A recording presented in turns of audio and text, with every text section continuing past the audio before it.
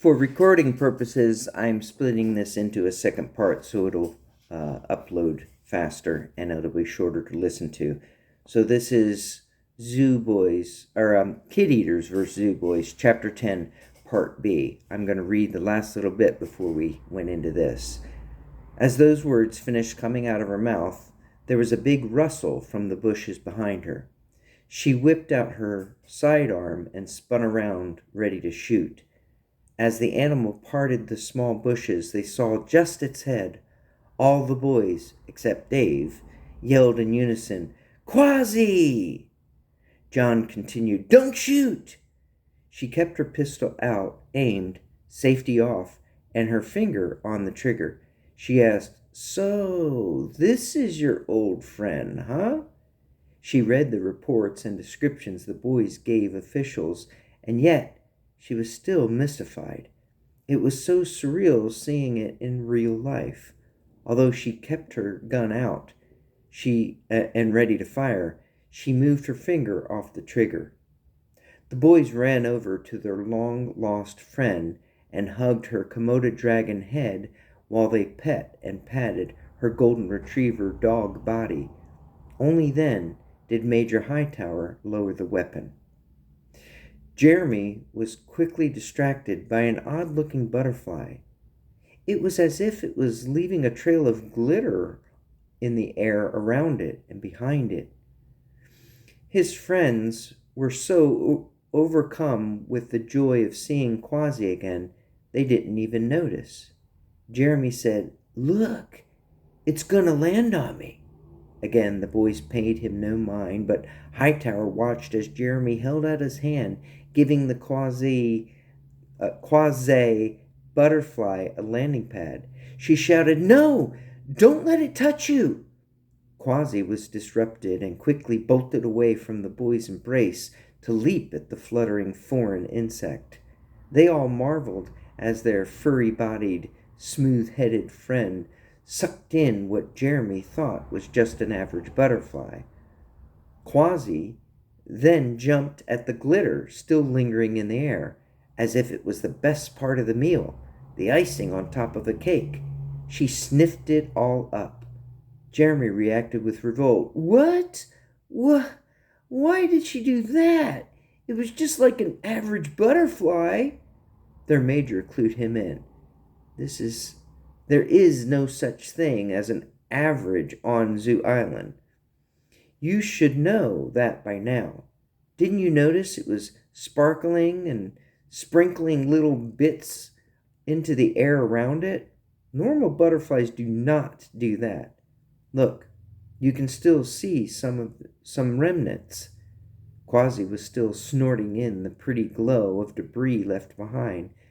Hightower continued, This is how the bug attracts its prey. Unfortunately for him, it also attracts predators." Jeremy, still wrecked by watching Quasi eat its remains, argued, "Yeah, but why did she have to eat it?"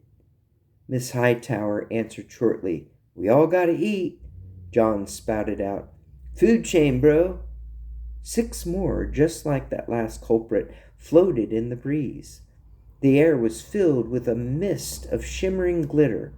While Jeremy pouted, one landed on the back of his neck. It quickly sunk its needle-like nose into his flesh. Jeremy yelped, "Youch! What the what? Ouch! It stings!" John shouted, "Major, how can we catch them before Quasi eats them?" Ronnie laughed as he spoke. "Good girl, Quasi. Ha ha! Yeah, better hurry. She's scarfing them down like levitating candy." Some of the air containing the glowing particles distributed by the butterflyish mutant entered Ronnie's lungs as he breathed in with his laughter. It made him feel lightheaded. He reacted with a, "Whoa, dude, it gets you high." Jeremy rubbed his neck where he felt the sting of the injection. He too was now feeling high. The pain dissipated. Dave sucked in some of the tainted air. He loved its effect. John was trying not to breathe, but he was only able to hold his breath so long. He gasped for air and immediately experienced the same effect, while Quasi leaped at each one and the residue they were shedding into the air. Even Major was getting high. She chuckled as she tried to capture at least one of the 6 with her hands. What? What? Oh, are there? There are more than 6 now, or am I just having double vision? Dave pulled out a butterfly net and threw it at her. She tried to thank him, but was too giddy from the intoxicating glitter. Her wits were altered, completely gone, and yet she was still with it enough to realize it wasn't wise to use bare hands to capture these things. Its sting didn't kill.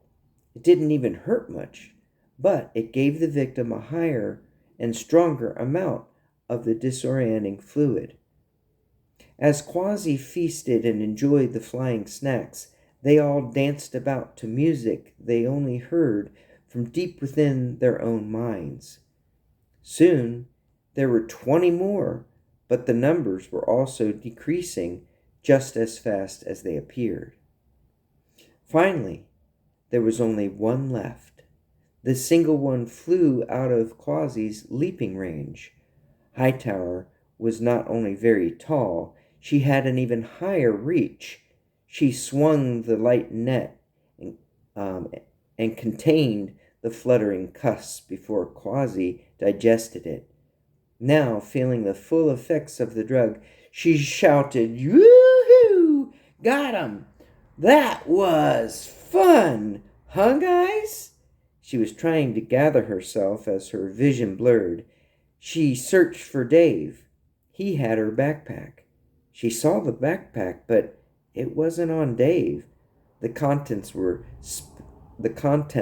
spread out all over the ground again. This frustrated her because they had just packed it before they ate.